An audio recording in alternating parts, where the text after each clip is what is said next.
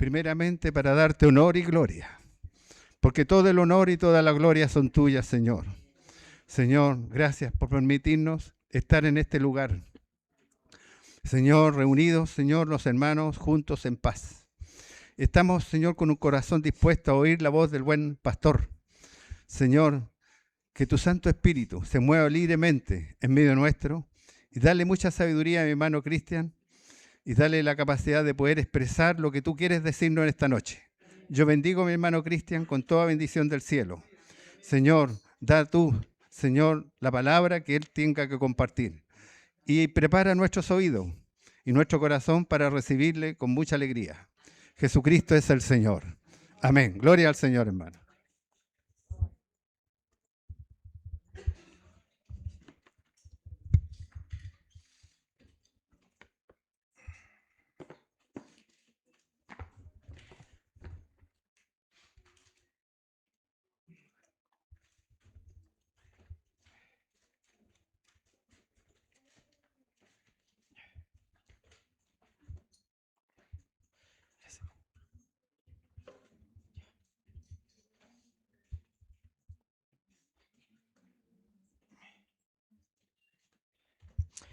Amén, hermanos. Buenas noches.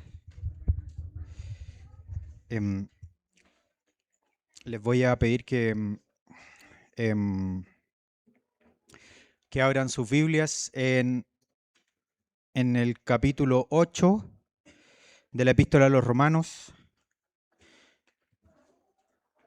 Si alguno tiene una Red Bull, también la puede abrir porque tuvimos una tarde muy ajetreada.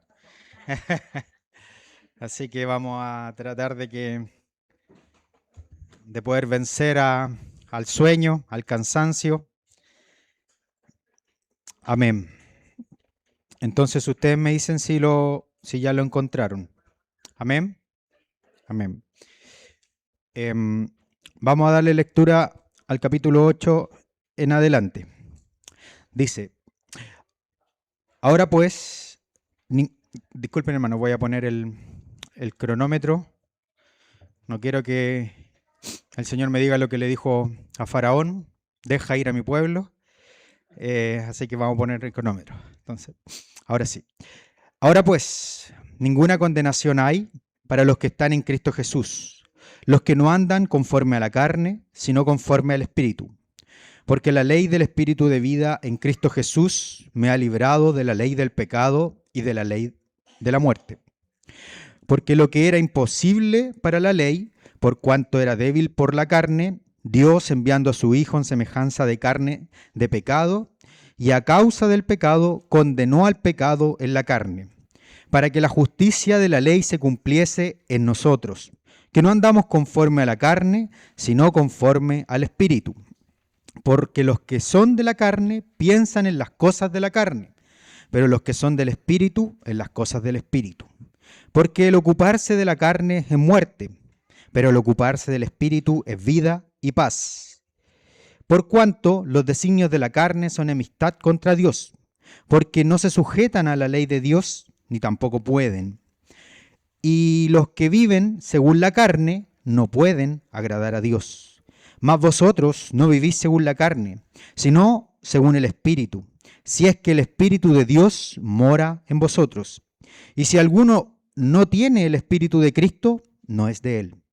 Pero si Cristo está en vosotros, el cuerpo en verdad está muerto a causa del pecado, mas el Espíritu vive a causa de la justicia. Y si el Espíritu de aquel que levantó de los muertos a Jesús mora en vosotros, el que levantó de los muertos a Cristo Jesús, también, pues no habéis recibido el espíritu de esclavitud para estar otra vez en temor, sino que habéis recibido el espíritu de adopción, por el cual clamamos, Abba, Padre. El Espíritu mismo da testimonio a nuestro espíritu de que somos hijos de Dios, y si hijos, también herederos, herederos de Dios y coherederos de Cristo, si es que padecemos juntamente con Él, para que juntamente con Él seamos glorificados. Amén, hermanos. Este es los versículos en los que vamos a basar el estudio, el mensaje del día de hoy.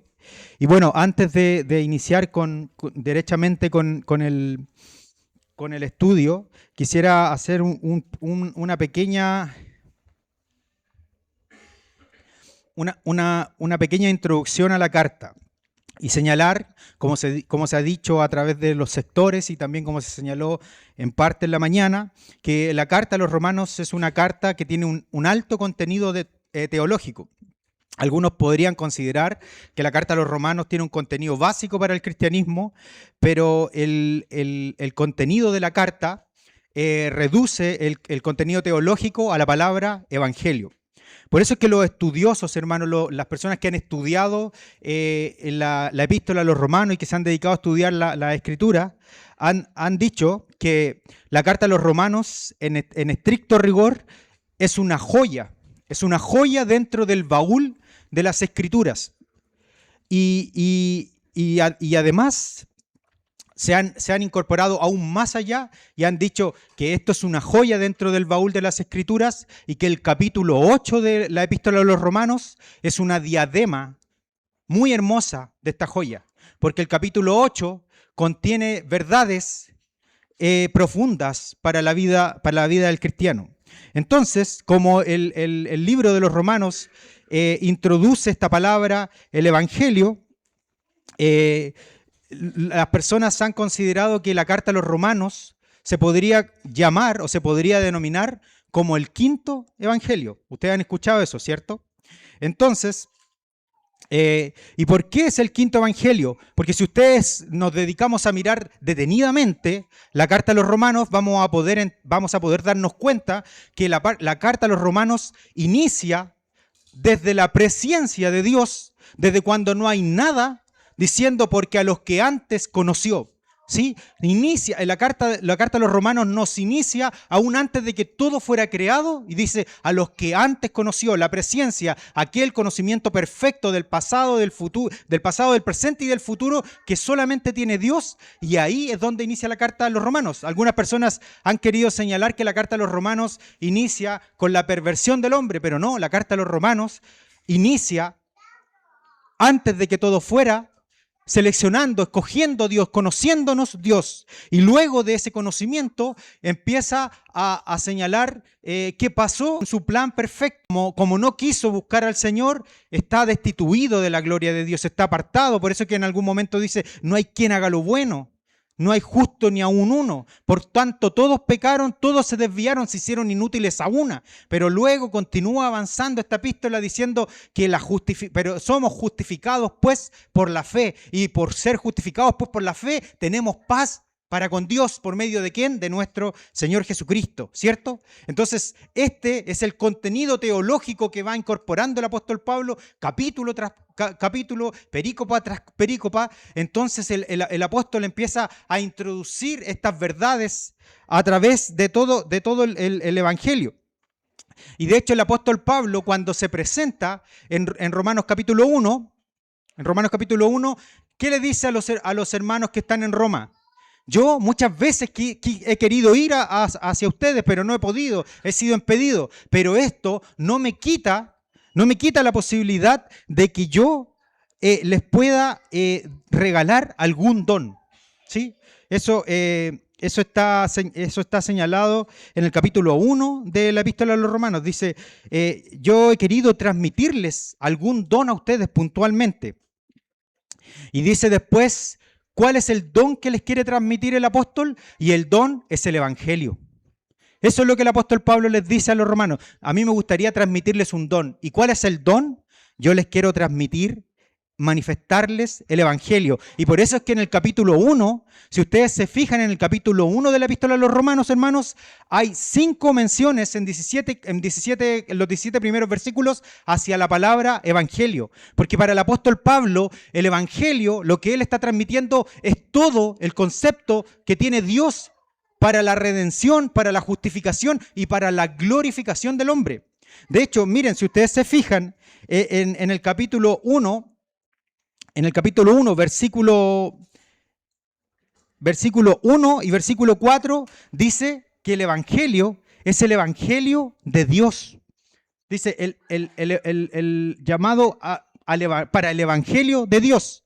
Y el apóstol Pablo no se queda conforme con decir solamente que el Evangelio es el Evangelio de Dios. Incluso más en el capítulo 4, en el versículo 4, señala qué es este Evangelio de Dios, lo especifica. Y dice, el Evangelio de Dios es nuestro Señor Jesucristo.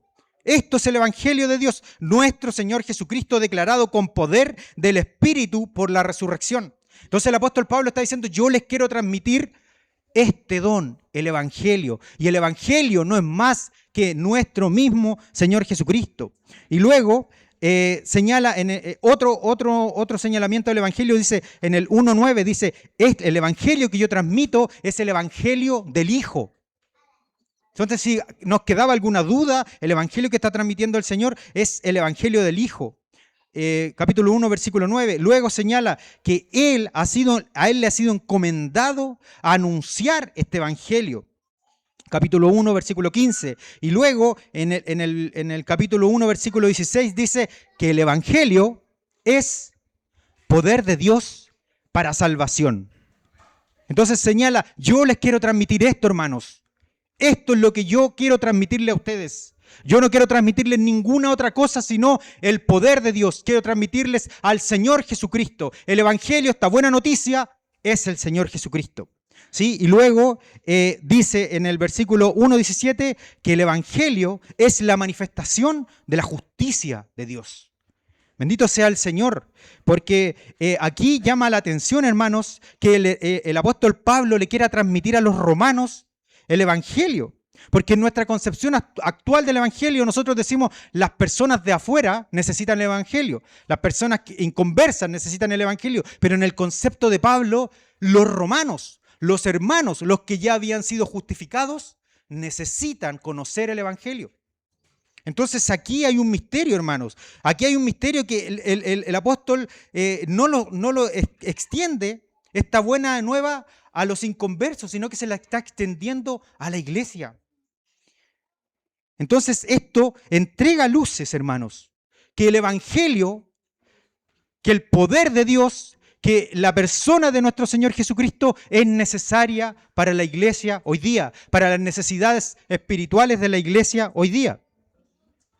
Entonces, hermanos, el apóstol Pablo va peldaño tras peldaño, cimiento tras cimiento, señalando cómo es que somos justificados, señalando cómo es que las obras de la carne no podían alcanzar la justicia de Dios, señalando que la justicia de Dios se alcanza únicamente por la proposición que es nuestro Señor Jesucristo, que fue establecido como proposición nuestra, ¿cierto? Esta cúpula de oro que es tallada a martillazos, esa es la proposición sobre la cual se va a derramar sangre, esa es la demostración de nuestro Señor Jesucristo. Y luego empieza a avanzar, dice en el capítulo 5, que este peldaño se alcanza a través de la justificación, y a través de la justificación tenemos la reconciliación.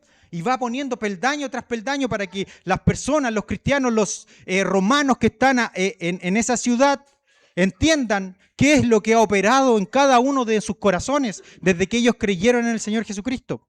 ¿Sí? Y una vez que ya está establecida la justificación por la fe, el apóstol Pablo empieza a introducir otro momento de la vida cristiana.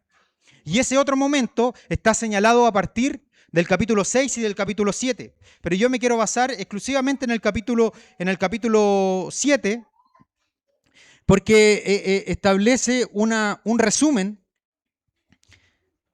de un peldaño de la vida cristiana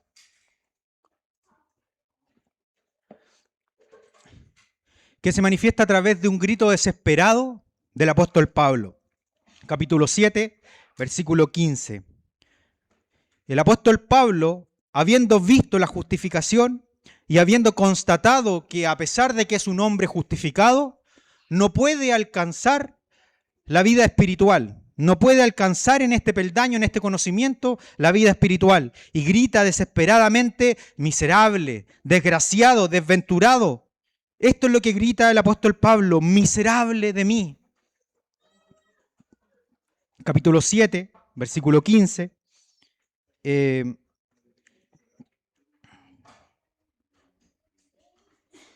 Perdón, no es el versículo 15. el 24. Miserable de mí, ¿quién me librará de este cuerpo de muerte?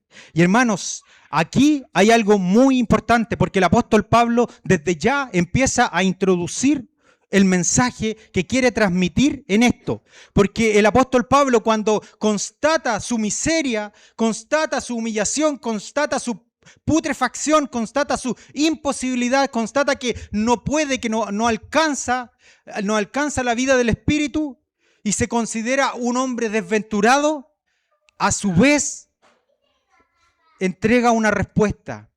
Dice, ¿quién? Si ustedes se fijan, el apóstol Pablo no está diciendo qué, ni tampoco está diciendo cómo. El apóstol Pablo está entendiendo específicamente que hay un quién lo puede librar. No hay un cómo, no hay un qué, no hay una estrategia para vivir la vida cristiana. Hay una persona para vivir la vida del Espíritu. Y eso es lo que está anunciando el apóstol. Está demostrando que solamente una persona puede sacarlo de esa vida miserable. Está anunciando que solamente una persona puede sacarlo de esa vida de la carne. Está anunciando que lo que es nacido de la carne, carne es. Y lo que es nacido del Espíritu, Espíritu es. Y solo esta persona lo puede sacar. Entonces él se pregunta, ¿quién es esta persona? ¿Quién es esta bendita persona? Y de esta forma introduce el capítulo 8. ¿Sí? El capítulo 8 es la respuesta divina a la desesperación humana. El capítulo 8 es la respuesta que tiene el cielo para los hombres, para todos los hombres que se han encontrado en esta situación de entender que no logran alcanzar la estatura, que no logran, que no es que necesiten un cambio nomás, que no es que necesiten un empujoncito nomás. Este hombre que se da cuenta que es caído, que por más que se esfuerce, tiene una naturaleza que no es la naturaleza de Dios. Entonces se introduce el capítulo 8. Y en el capítulo 8 va a partir señalando, ahora pues, ¿sí? Estoy desesperado, pero ahora pues, introduce una conclusión. Y esta conclusión es que ninguna condenación hay. Ninguna condenación hay para los que están en Cristo Jesús. Bendito sea el Señor. Porque este capítulo establece conceptos absolutos, hermanos. No establece medias tintas como somos nosotros, que podría ser esto o podría ser esto otro. No establece una posverdad como el mundo hoy día establece, que dice, sí, podría ser que ninguna condenación hay, pero también podría ser que hay condenación. No, el apóstol Pablo está seguro a quien ha visto y dice, ninguna condenación hay para los que están en Cristo Jesús. A veces, hermanos, nosotros hemos creído que ninguna condenación hay, es solo para nuestros pecados pasados. Erradamente hemos pensado esto, pero cuando hace este absoluto de ninguna, es ninguna. Cuando Dios dice que no, es no. Cuando Dios dice que no hay nada, no hay nada. Y cuando Dios dice que haya luz, hay luz. Y esto es lo que está diciendo el apóstol Pablo.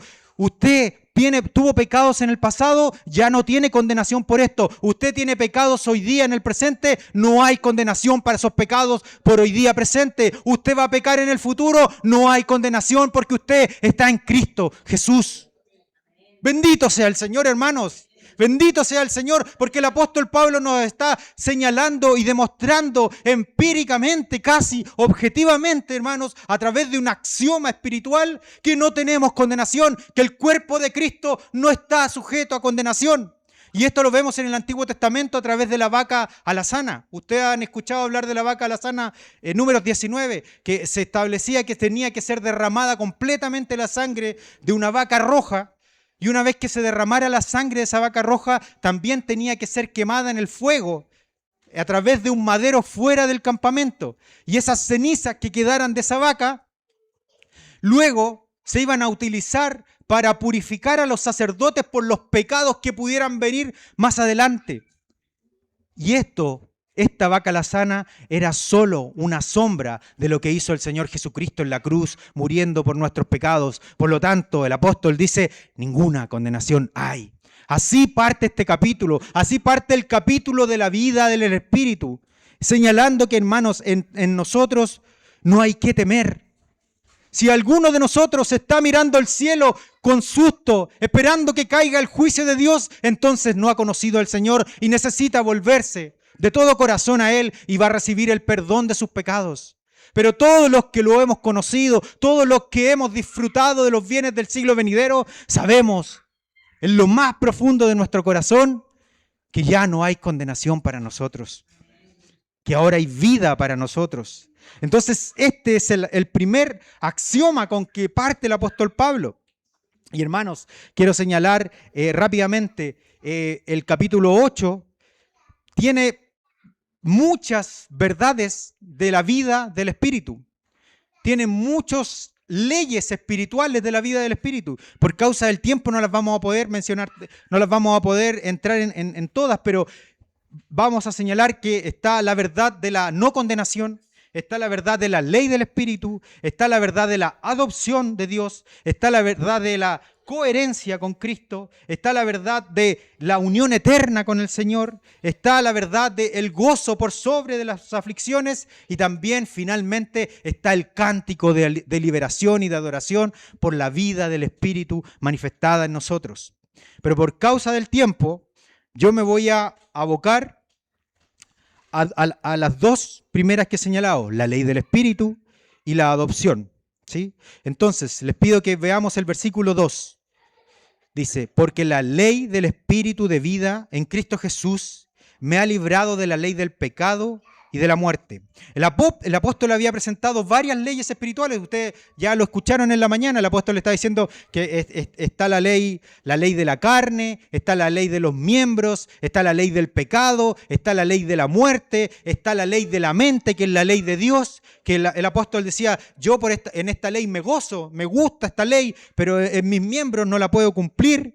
Y ahora, en este momento, está señalando una nueva ley, está introduciendo una nueva ley, y esta nueva ley es la ley del Espíritu. Y tenemos que saber, hermanos, que una ley es una verdad irrefutable.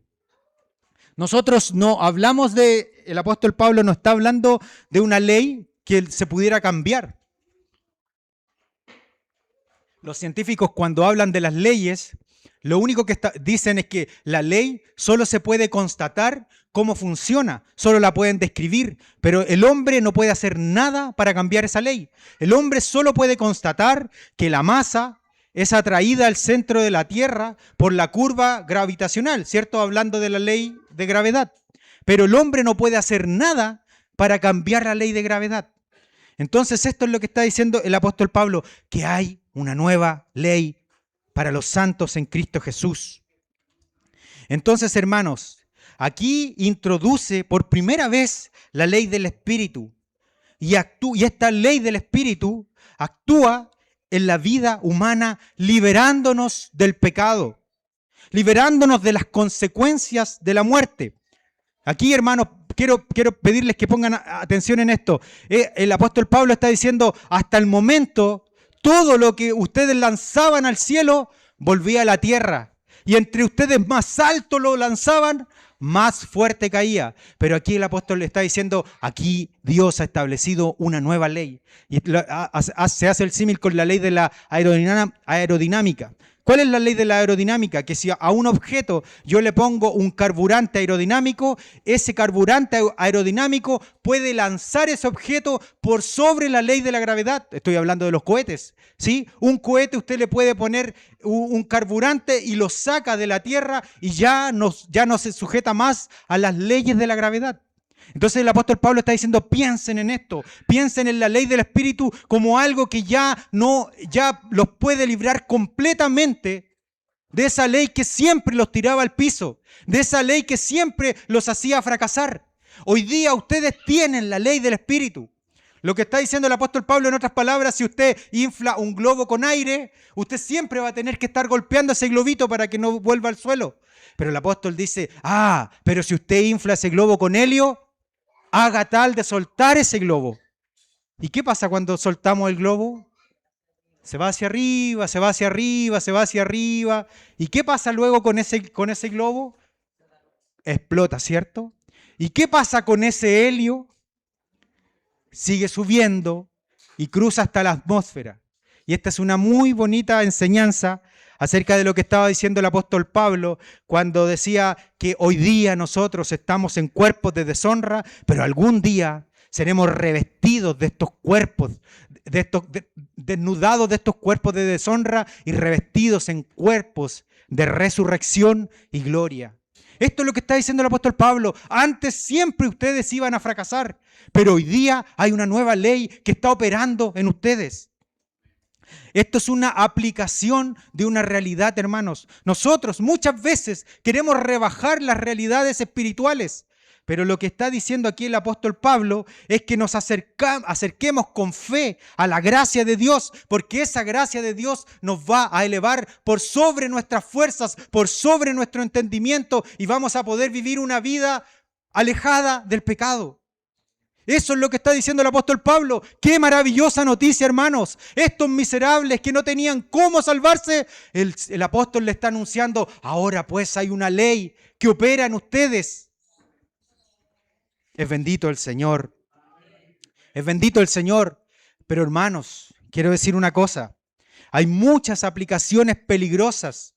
Hay muchas aplicaciones religiosas que nos quieren engañar, hermanos. Que nos quieren decir que este andar en el Espíritu es una obligación para los cristianos. Es como una carga. Muchas veces cuando yo leí Romanos 8 decía, sí, más encima tengo que andar por el Espíritu. Pero lo que está diciendo el apóstol Pablo es que ustedes ya están en el Espíritu. Ya son del Espíritu. El Espíritu ya está morando en ustedes. No se equivoquen en esto. Esto no es una carga. Esto es un llamado a vivir el Espíritu que está morando en ustedes. Este no es una carga, sino que es un recordatorio de Dios para decirnos el Espíritu está por ustedes. Que vivir por el Espíritu no es una obligación que nosotros tenemos que llevar como una pesada mochila, sino que es una bendición del cielo que nos libera de nuestras pesadas cargas. Eso es la ley del Espíritu en nuestros miembros, hermanos. Hermanos, y si de alguna forma quedara alguna duda acerca de esto, quiero decirles, si alguno estuviera anotando, anote 8.4, 8.9, 8.15, 8.16. Todos esos versículos hablan única y exclusivamente de esta ley del Espíritu morando en nosotros. Quiero que los leamos rápidamente. El versículo 4. Para que la justicia de la ley se cumpliese en nosotros, que no andamos conforme a la carne, sino conforme al Espíritu. ¿Qué dice? Que no andamos.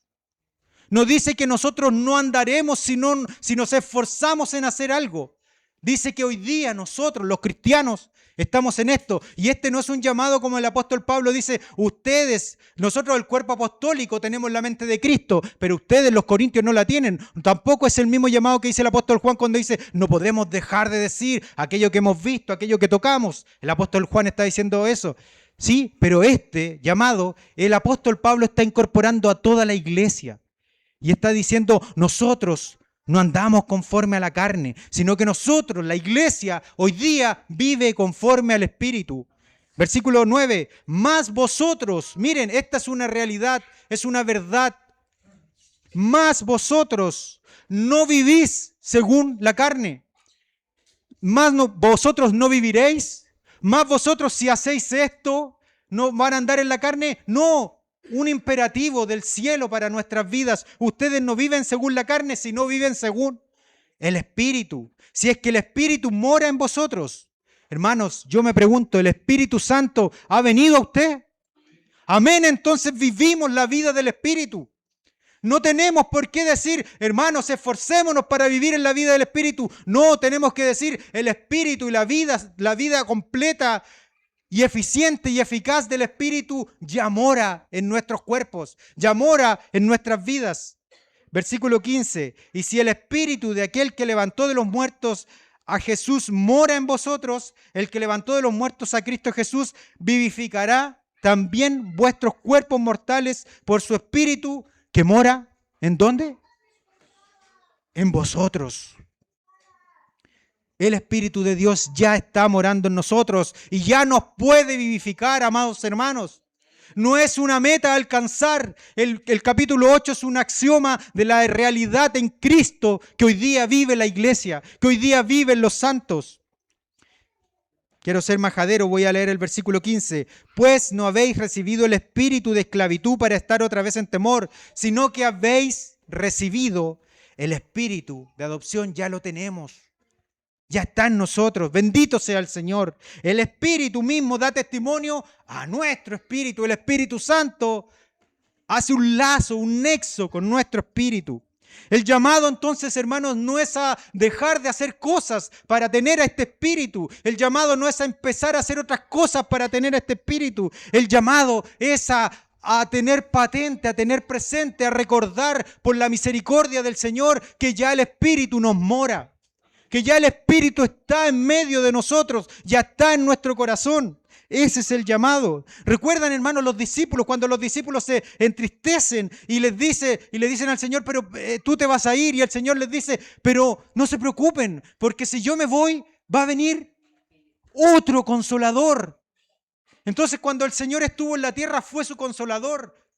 Pero cuando el Señor les dice, si yo me fuere, yo rogaré al Padre. Juan 14:16, yo rogaré al Padre y os dará otro consolador para que esté con vosotros siempre. El Espíritu Santo, la ley del Espíritu ya está con nosotros hoy y siempre, amados hermanos. Bendito sea el Señor. El Espíritu de verdad, el cual el mundo no puede recibir. Miren, ¿quién no lo puede recibir? El mundo, pero la iglesia ya lo recibió porque no lo ve ni le conoce, pero vosotros le conocéis porque mora con vosotros nuevamente y estará en vosotros.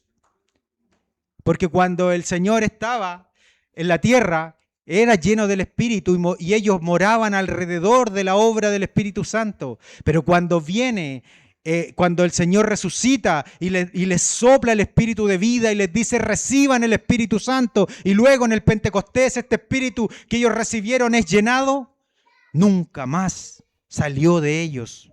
Porque el amor de Dios habita en nuestros corazones por el Espíritu Santo que nos fue dado, hermanos. La vida del Espíritu ya nos ha sido dada, ya nos ha sido entregada. Versículo 14:18, Juan 14:18. No os dejaré huérfanos. Vendré a vosotros. Vendré a vosotros. Bendito sea el Señor. Entonces esta ley del Espíritu, hermanos, nada tenemos que hacer nosotros para alcanzarla, porque esta ley es una victoria de Cristo cuando asciende a su Padre y envía la promesa del Espíritu Santo.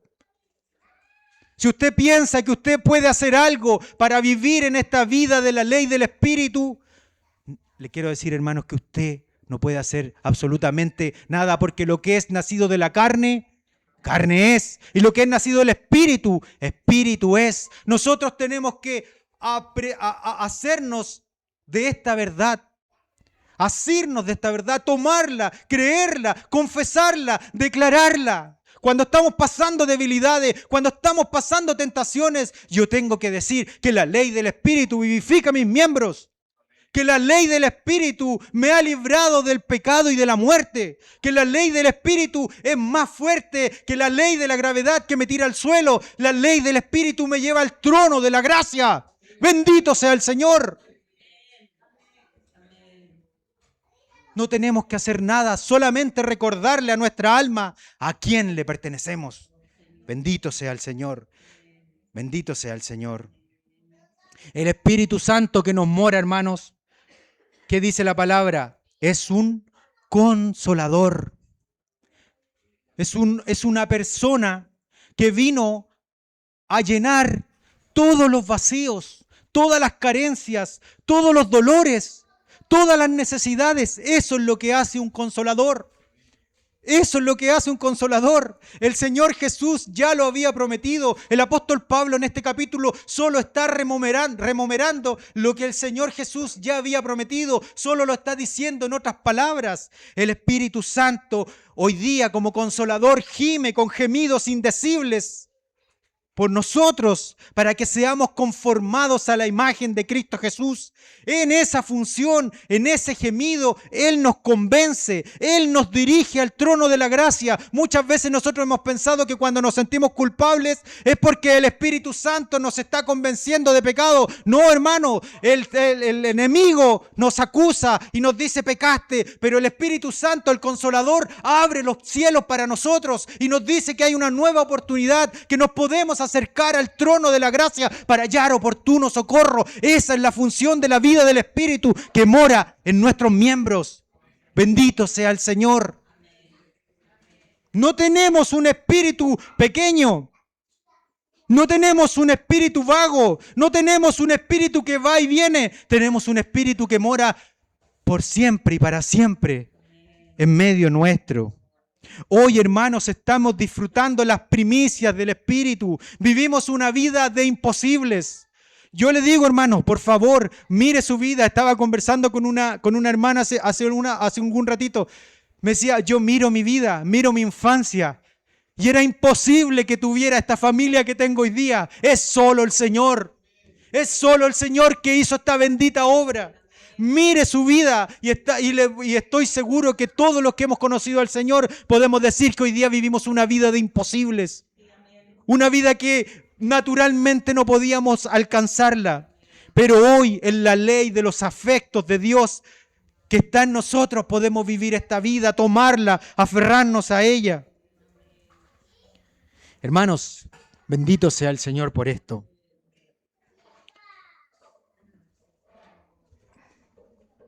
El capítulo 8, hermanos, también hace un contraste. Hace un contraste, pero quiero, sin querer ser dogmático con esto, sin querer pasar a llevar, pero quiero decir una cosa. El Espíritu Santo en este capítulo hace un contraste, pero el contraste que está haciendo el Espíritu Santo en este capítulo no es cristianos espirituales versus cristianos carnales. El apóstol Pablo no está diciendo esto en este capítulo. Si a usted quiere hablar de aquello, podría hablar de Gálatas 5. En Gálatas 5 el apóstol da algún énfasis de este calibre, pero aquí lo que está diciendo es que nosotros tenemos la vida del Espíritu y el mundo no tiene la vida del Espíritu. El apóstol Pablo está recordándole a los santos en Roma que ellos cuentan con esto que el mundo no tiene, que el mundo no lo ve, que el mundo no puede tenerlo porque no lo conoce. ¿Sí? Por lo tanto, esto no es una carga, hermanos. No es para que nosotros enfrentemos el capítulo 8 de Romanos diciendo, yo soy un cristiano carnal. No, el capítulo 8 se visualiza diciendo la vida del Espíritu, por pura gracia de Dios, ha venido a mi vida, ha vivificado mi espíritu. Miren, versículo 5, porque los que son de la carne piensan en las cosas de la carne, pero los que son del Espíritu en las cosas del Espíritu. Y empieza a comentar, el apóstol empieza a comentar verdades. Aquí esta verdad no tiene ninguna afectación para lo que venimos diciendo, porque el ocuparse de la carne es muerte, pero el ocuparse del Espíritu es vida y paz. No tiene ninguna afectación a lo que viene diciendo, por cuanto los designios de la carne son enemistad contra Dios. Pero nosotros ya no somos enemigos de Dios, porque no se sujetan a la ley de Dios ni tampoco pueden. Y los que viven según la carne no pueden agradar a Dios. Pero nosotros vivimos según el Espíritu. Aquí se está refiriendo, hermanos, precisamente al ser. ¿Qué es el ser? Es una característica permanente e inherente en una persona. La puerta es de aluminio y es de vidrio. Y aunque la puerta se abra muchas veces y le abra pasada muchas veces a muchas personas, no va a dejar de ser de aluminio y de vidrio. ¿Sí? Eso es lo que está diciendo. Ustedes son. Ustedes son. Acepten esta verdad. No confundan esta verdad. ¿Sí? Y miren, y el apóstol dice, y si el espíritu de aquel que levantó de Jesús, a Jesús de los muertos mora en vosotros, el que levantó a Cristo Jesús vivificará también vuestros cuerpos mortales por su espíritu que mora en vosotros. Martín Lutero, hermanos, en la mañana se mencionó también a Martín Lutero. Martín Lutero habló de la doble naturaleza. Y Martín Lutero dijo, el ser humano, el cristiano es el único ser humano que tiene una doble naturaleza, que tiene la naturaleza de la vivificación del espíritu y además tiene una naturaleza terrena.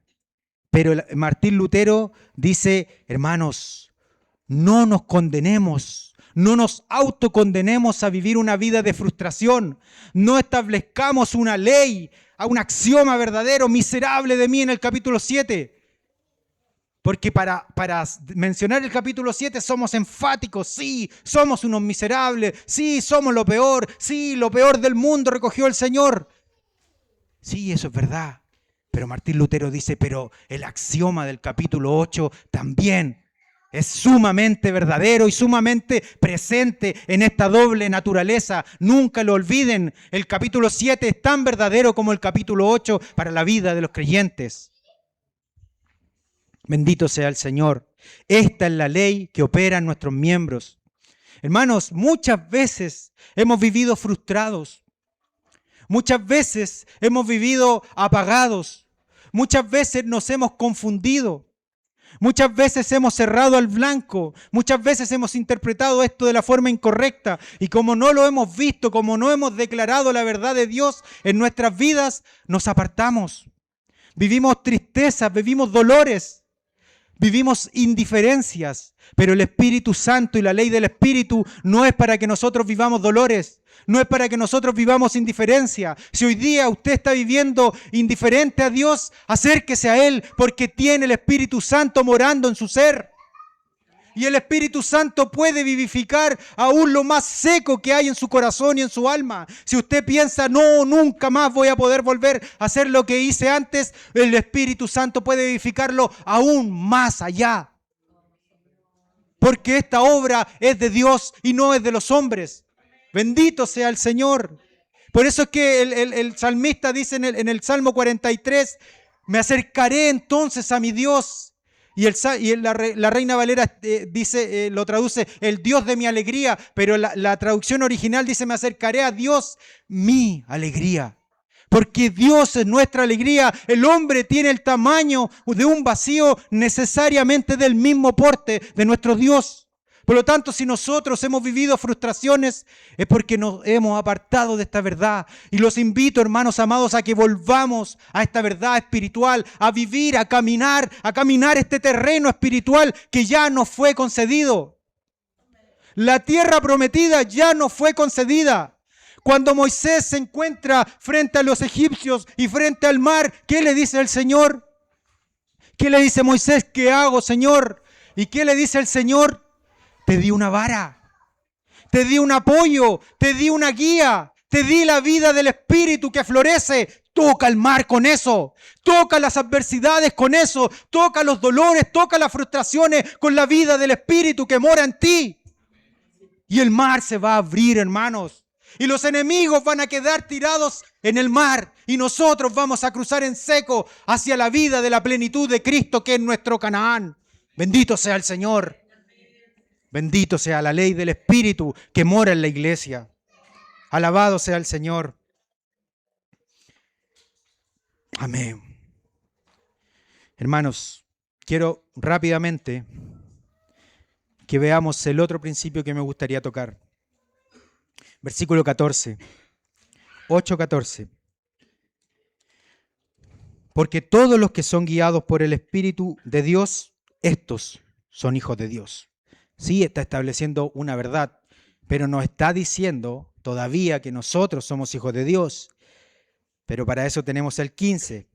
Pues no habéis recibido el espíritu de esclavitud para estar otra vez en temor, sino que habéis recibido el espíritu de adopción por el cual clamamos, Abba, Padre.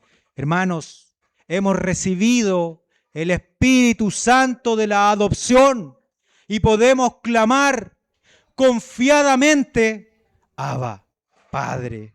Bendito sea el Señor. Otra característica, somos hijos. Miren, hermanos, es curioso que a través de toda la carta el apóstol Pablo se encarga de señalar nuestra inutilidad y luego de señalar nuestra justificación por la fe, luego de señalar que nuestra fe radicada única y exclusivamente en nuestro Señor Jesucristo nos lleva a la justificación, pero a través de todos los capítulos en ningún momento se dedicó a decir que éramos hijos de Dios.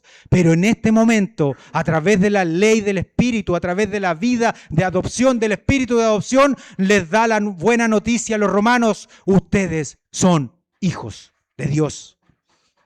¿Y qué tiene que seamos hijos de Dios? ¿De qué me sirve? Hijos, y si hijos también coherederos. Hermanos, los romanos tenían muy presente lo que le estaba diciendo el apóstol, porque en Roma la adopción de hijos era algo muy popular en los altos estratos.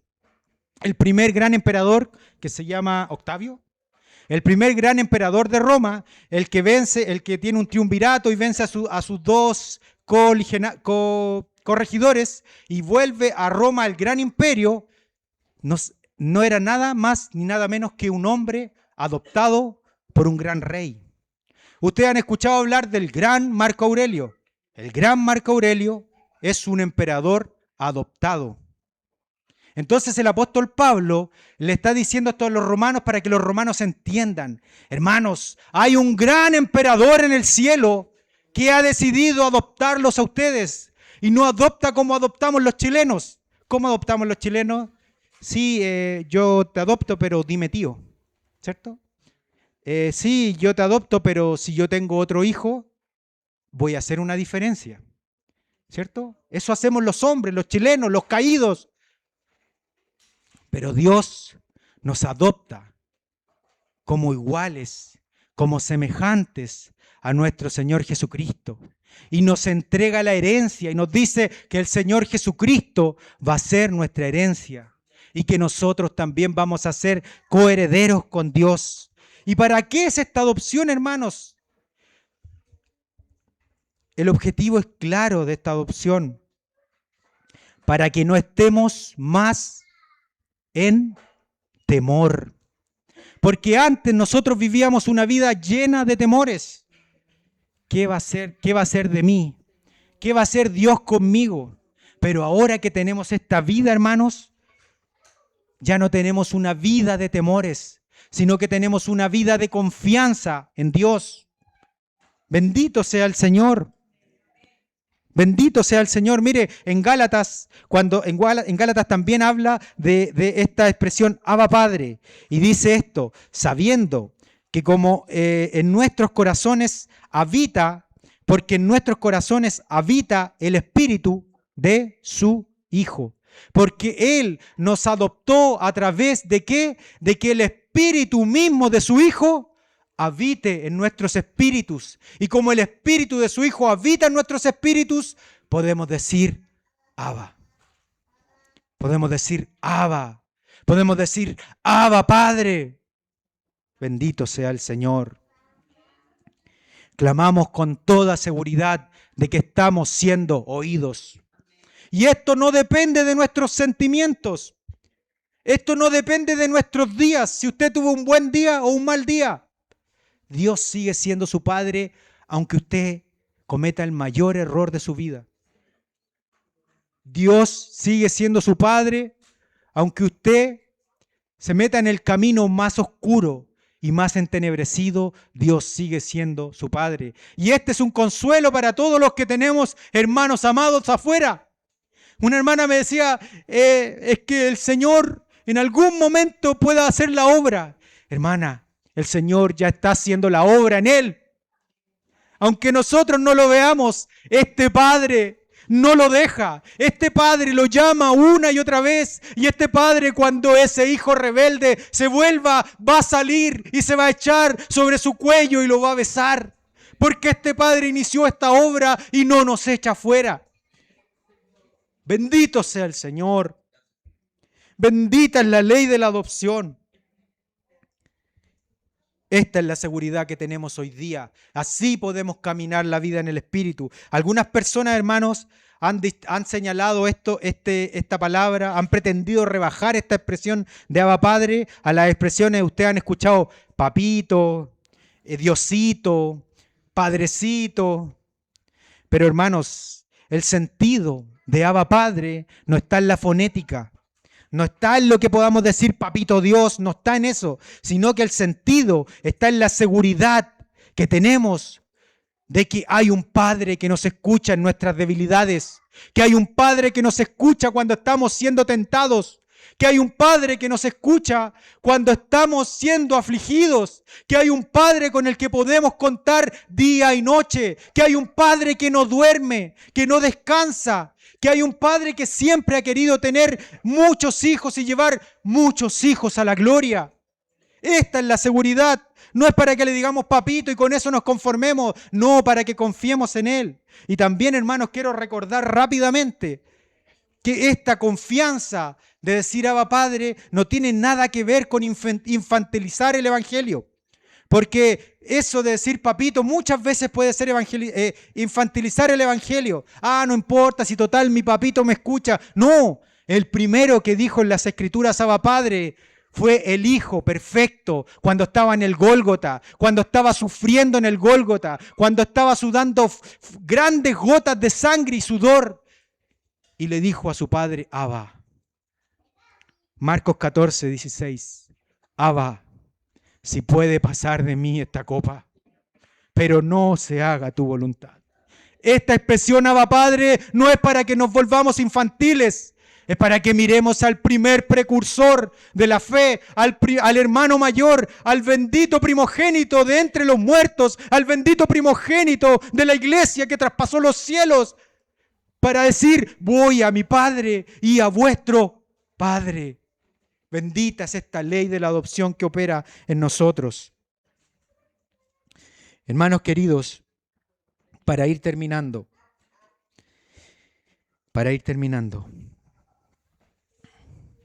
miren, hermanos, la epístola a los Romanos, recién en el capítulo 12, empieza a hablar de cosas que los cristianos deberíamos hacer y de cosas que los cristianos no deberíamos hacer. Y si ustedes hacen un análisis de estadística, son 3 capítulos. Y si ustedes sacan el porcentaje, el tío Pedro está ahí, si ustedes sacan el porcentaje, ¿cuántos son 3 capítulos de 16? ¿20%? El 20% simplemente de este libro se dedica a decirnos qué tenemos que hacer y qué no. El resto son solo axiomas, uno tras otro, verdades espirituales, una tras otra como joyas, como diademas para que nosotros las apropiemos y vivamos conforme al Espíritu. Y viviendo conforme al Espíritu, nadie nos va a decir conoce al Señor, porque todos le conoceremos. Hermanos, quiero que leamos el último versículo para ir terminando.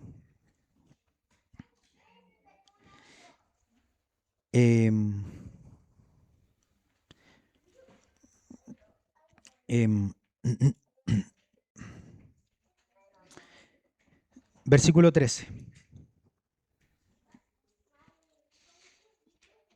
Si alguien quiere encontrar un llamamiento en el capítulo 8, podríamos encontrarlo en el versículo 13. Porque si vivís conforme a la carne, moriréis. Mas si por el Espíritu hacéis morir las obras de la carne, viviréis.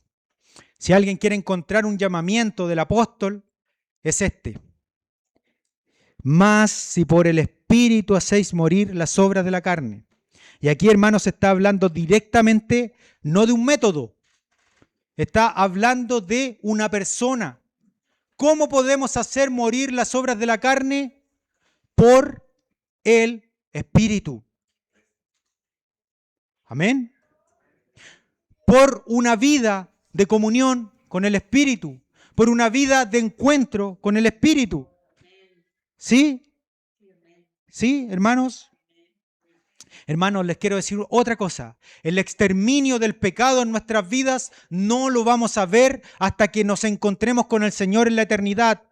La vida del Espíritu no tiene que ver con la vida de impecabilidad. El apóstol no está diciendo eso. Vamos a pecar hasta el último día en que estemos en esta tierra, pero la vida del Espíritu, la vida de comunión con el Espíritu, es la que nos da las rutas para ya no ser enseñoreados por el pecado. Para que cuando el pecado pueda entrar en nuestras vidas podamos saber a quién tenemos que volvernos. Eso es la vida del Espíritu. No piensen que la vida del Espíritu es marchar como blancas palomas por ahí, porque ese título de santidad y de ese impoluto y de radianza es solo de nuestro Señor Jesucristo. Solo Él venció al pecado. Nosotros un día vamos a estar con Él y lo veremos tal cual es y seremos semejantes a Él. Pero hoy día lo que el Señor nos llama es a que vivamos una vida de comunión, de conversación, una vida de encuentro con el Espíritu Santo, una vida de encuentro con el Señor. Yo vendré a vosotros a través del Espíritu Santo. En otras palabras, en otro lenguaje, lo que está diciendo, estén persuadidos de esto. Yo comencé la buena obra, yo la termino en ustedes. Estén persuadidos de esto. Yo pongo el querer como el hacer por mi buena voluntad en ustedes. No se trata de que ustedes hagan algo por mí, se trata de que ustedes estén aquí conmigo, que ustedes me busquen, que ustedes me llamen, que ustedes clamen a mí. Las tentaciones, las aflicciones, la única forma de superarlas, amados hermanos, es viviendo aferrados al Espíritu Santo, aferrados al Señor Jesucristo, aferrados a nuestro Padre. El que a mí viene, no le echo fuera. El que cree en mí, como dice la Escritura, de su interior correrán. ¿Qué tiene que hacer? Creer, acercarse. Si se equivocó, vuélvase. Viva cerca de Él. Y Él lo va a llevar a una vida del Espíritu. La frustración cristiana, hermanos, tiene mucha base en la autosuficiencia, en creer que nosotros tenemos que hacer algo para alcanzar esta vida del Espíritu. Pero la vida del cielo, la vida de la comunión, se basa exclusivamente en la dependencia de Dios. Esta es la vida de adopción que nos llama nuestro Dios. Hermanos, miren, quiero hacer una lectura muy rápida. Por el Espíritu, dice, contemplando al Señor a rostro descubierto, somos transformados de gloria en gloria. ¿Haciendo qué?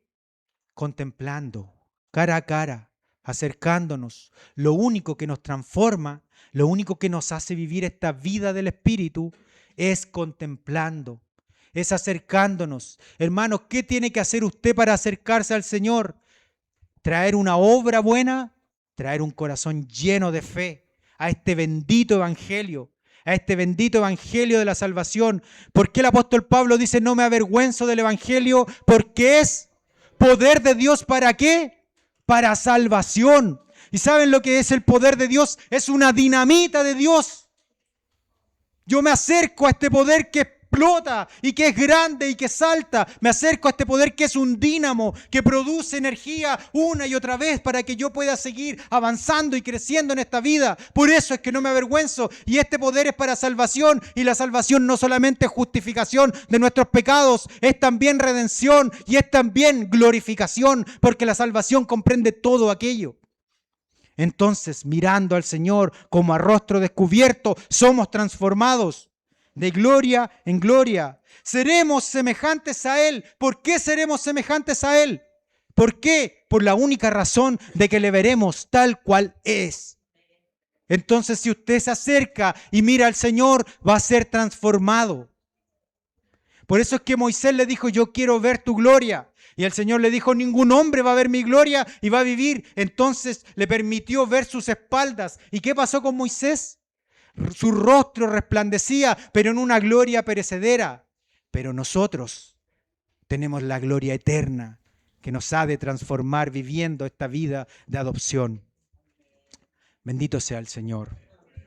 Demos gracias al Señor, hermanos. Pónganse de pie, hermanos, por favor.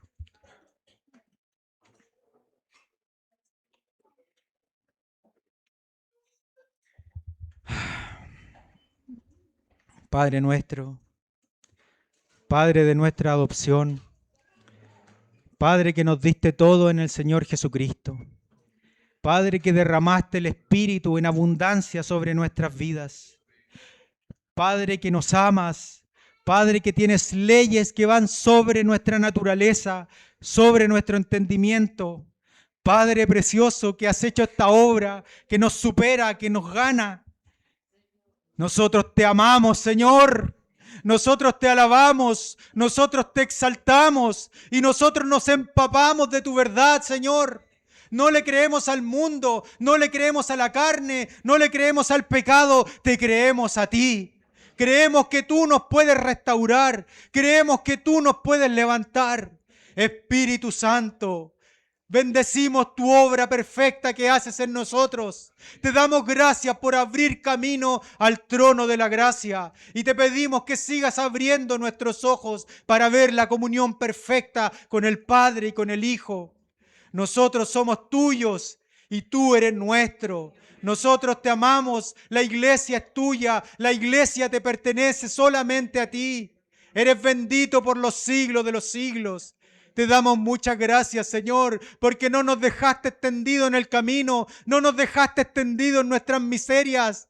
Nos dejaste, Señor, sentados juntamente con Cristo en lugares celestiales. Bendito sea el nombre de nuestro Señor, que esta obra perfecta la hizo de una vez y para siempre, que dijo: consumado es. A ti te celebramos, Señor, y en ti creemos y proclamamos tu bendita verdad. La iglesia te pertenece, esta obra te pertenece, somos tu viña, Señor, y tú la puedes visitar todas las veces que quieras. Ven a nuestro huerto, Señor, y ten comunión íntima con los que te amamos. Ten comunión íntima con nosotros porque anhelamos, Señor, una y otra vez besarte con beso de tu boca, Señor. Bendito sea tu nombre. Amén, aleluya. Bendito sea el Señor.